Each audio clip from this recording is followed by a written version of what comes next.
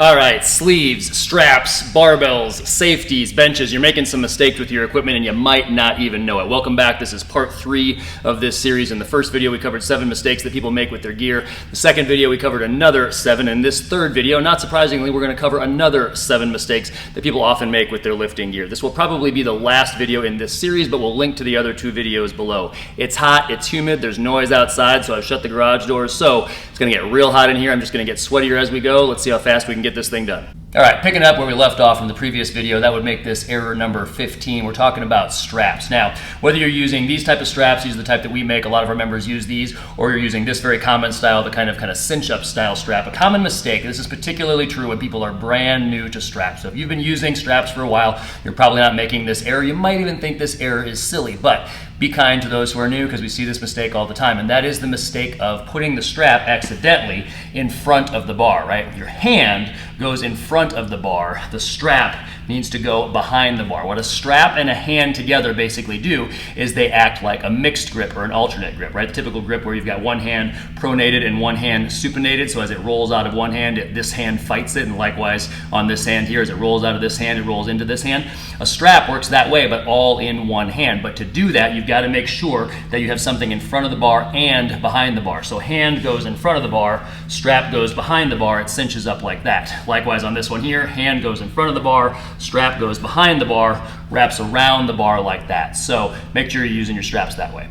Number 16, knee sleeves, specifically the mistake of getting 5mm knee sleeves. Now 5mm knee sleeves are still better than no knee sleeves at all. Your knees will probably appreciate them, the compression, the warmth, it's very nice. But once you've tried on 7mm knee sleeves, once you've used 7mm knee sleeves, I'm talking about the thickness here, the thickness of the knee sleeves, you'll never want to go back. So if you're going to get sleeves, just get 7mm sleeves. We'll link to some options in the description below.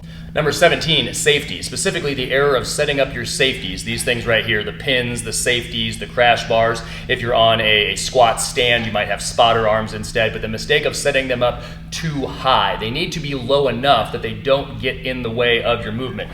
We have numbers on the side of ours. This is at height number 22 right now. This would probably be a problem for me. I should typically have mine set up at 20.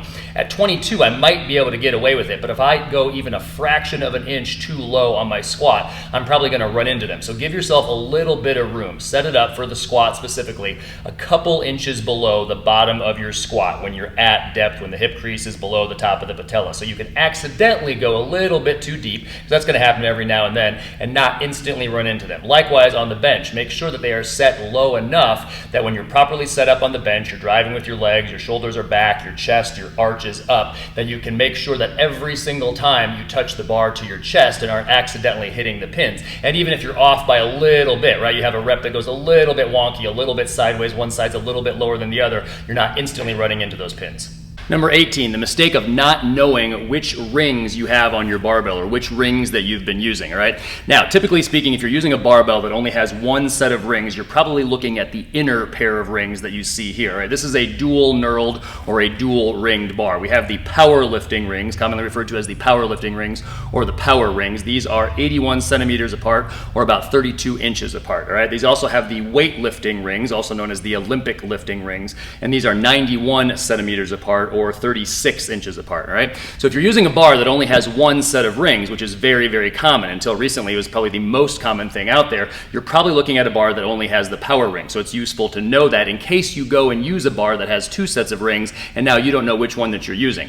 Likewise, if you're using a dual knurled bar like this, make sure that you know which one you've been using for your reference point, for example, for your grip on the bench press, all right? Which is, you should probably use the inner set, by the way, because your grip's probably not going to be that wide anyway. But likewise, if you go to a bar, you were using a bar that has 2 sets of rings and now you go to use a bar that only has 1 set of rings, you want to know which one you're using. Most likely, if you go to a bar that only has 1 set of rings, it's probably the inner set of rings. Now, yes, there are plenty of bars out there that only have the outer set of rings, but they are way more rare. Those are dedicated weightlifting bars. They're very expensive. They're going to be like $600 or more, typically speaking, and they're not going to be used at a commercial gym. They're probably not going to have bought them at commercial gyms because they're more expensive than they want to spend, and they really shouldn't be used. They shouldn't be put in the rack for things like squats, presses, benches anyway. So know which rings that you're using. So if you train on other equipment, you can set up the exact same way every single time.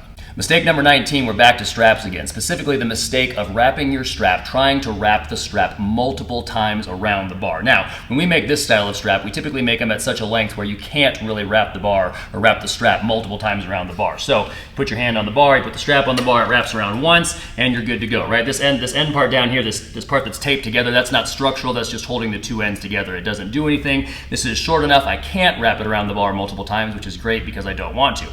But if I've got a strap like this is a real common length, I might be tempted to wrap the strap around the bar multiple times. The problem is, it's a waste of time and energy to do it more than once. Once gets you all the security you're ever going to have. So don't wrap it multiple times around the bar. It's a waste of time and energy, doesn't do you any good. Number 20, we're back to safeties again. Specifically, this time the mistake of setting your safeties too low, which is an even bigger mistake than that of setting your safeties too high. You cannot set them too low because you've got to make sure that they are high enough to save you from trouble, to save you from disaster, should you not be able to get the bar back up, right? So in the squat, these are at 16 right now. And like I said earlier, normally on the squat, I'm a 20. This is 4 inches lower. That may be too low. I may not be able to. If I fail a rep on the squat, I may not be able to get that low to actually set the bar down on the pins and do the crawl of shame or the slither of shame out from underneath. Likewise on the bench, my bench height is a 17, so it's only 1 inch above this. So this might work for the bench, but I know that 17 works. I know that 17 is low enough that it's not going to cause a problem,